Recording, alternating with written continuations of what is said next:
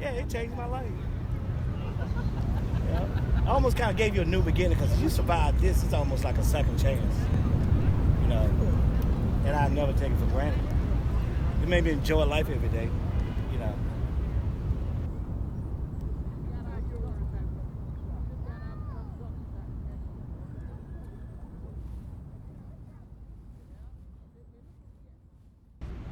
You have to come down to see it. Very sentimental. Sad. There's a lot of people that didn't have to die. Sad thing about it, they did it under Trump, so it's almost, you got to kind of not forget about it. People wanted you to forget about it. But I'm glad it happened. This happened.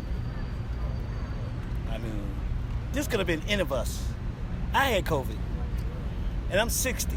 So this could have been me. You know, I really thought if I got it, I would die. Because being black, underlying disease, I just knew I would die. But, you know, so thank God for faith. Matter of fact, I feel, I don't know.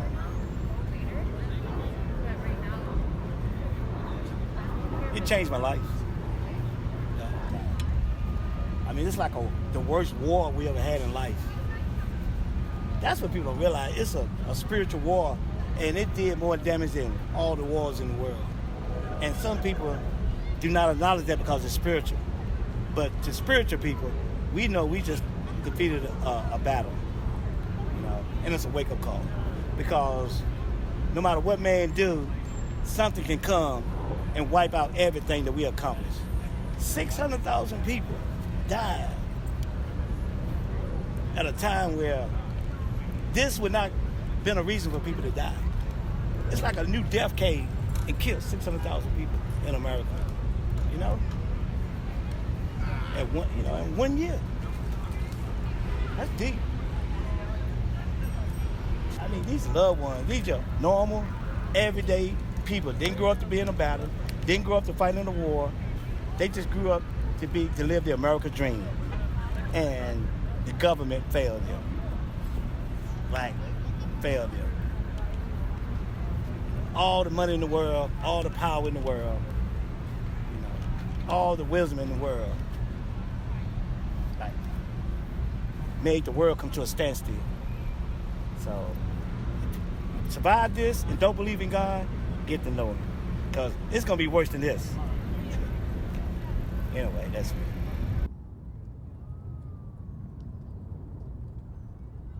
So I began last semester around March.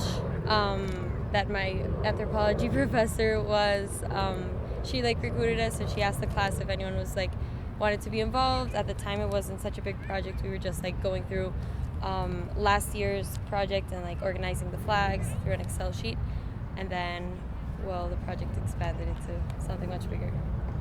It's actually a good therapy, you could say. It's very reflecting. There's days where we have to geolocate a lot of flags, but reading every flag and what each one says, it's really touching. And there's some flags that get to us more than others, and we've taken pictures of some. I feel some people are treating this like a grave almost, since there weren't funerals because of COVID. I feel some, if you look around, there's flowers or pictures or notes. People leave things on the side, so it's really nice to see how people are treating this a grave for their loved ones.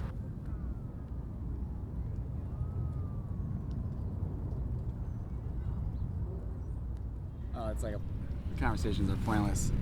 You know, it's just conflict. I mean, the only people I really chat with about that are my coworkers, people I work in the film industry with, who I think are about to be dragged kicking and screaming getting vaccinated, because as much as they talk a lot of game, they're gonna choose the vaccine over losing their job for sure. But yeah, it's kind of interesting because you get to hear all of the sound bites that you may see online actually thrown in your face. And it's the more you actually try to talk to someone about it, the more obvious it is how pointless that type of conversation even is. I mean, you know, they're just as convinced that they're right as I'm convinced I'm right. So I like to think that some of the things I say might get through a little bit, or at least prime them to think otherwise, but it's usually just not even worth it, you know.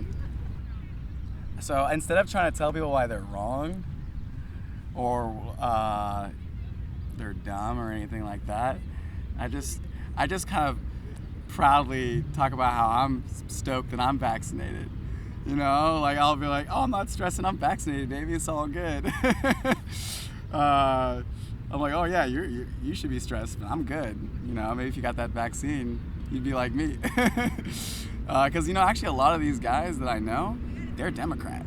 You know, they like a lot of these guys, like they're not even. It's not even like that political to them in the sense that like along traditional political lines of vaccine hesitancy. A lot of these dudes are just, you know, Southern black men that are not that trusting of a lot of government programs in general. So I don't know.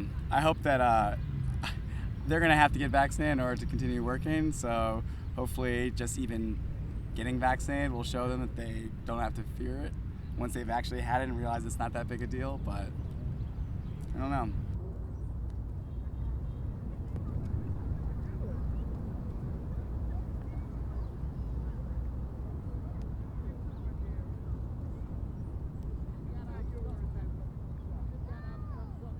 That I need to come see it for myself because, you know, my uncle passed away in January, actually on Inauguration Day 2021, and I really didn't have a chance to mourn him and find closure because in January we didn't have the vaccine yet, and so I didn't travel for the funeral, and this gives me an opportunity to find closure. Well, it makes me feel like I'm not alone. You know, this is just so overwhelming that I'm looking at the number there, 687,000 plus, and that yes, this was devastating for me and my family, but all of these families, all of these friends and loved ones, you know, were touched by this. And having a memorial like this gives us a chance to mourn together, gives us a chance to find that closure that I think a lot of us have been looking for when we just couldn't all get together collectively in person. We can come here and feel like we're all together with this memorial. His name was Samuel Gilmore, but his nickname was Frog. And so we always would tease him. And so that's what I wrote on there. I put Samuel Gilmore, but I also put Frog because that's what our family knew him by. I just simply said rest in peace, you know, and I wanted to put the date that he died, you know, on there so he can be remembered, he can be counted, you know, amongst the people who passed away because of COVID. And I don't want it to be lost, not only within our own family and our own inner network, but the broader network. All these other people that is coming here to see this representation of people that they lost, and for others that are coming here to try to console the rest of us, even though they didn't lose anyone, that they can see the impact, you know, how huge this really is across all demographics, all across the country, different states, different regions. We're really all in it together, and we're all suffering together, and we all have to heal together.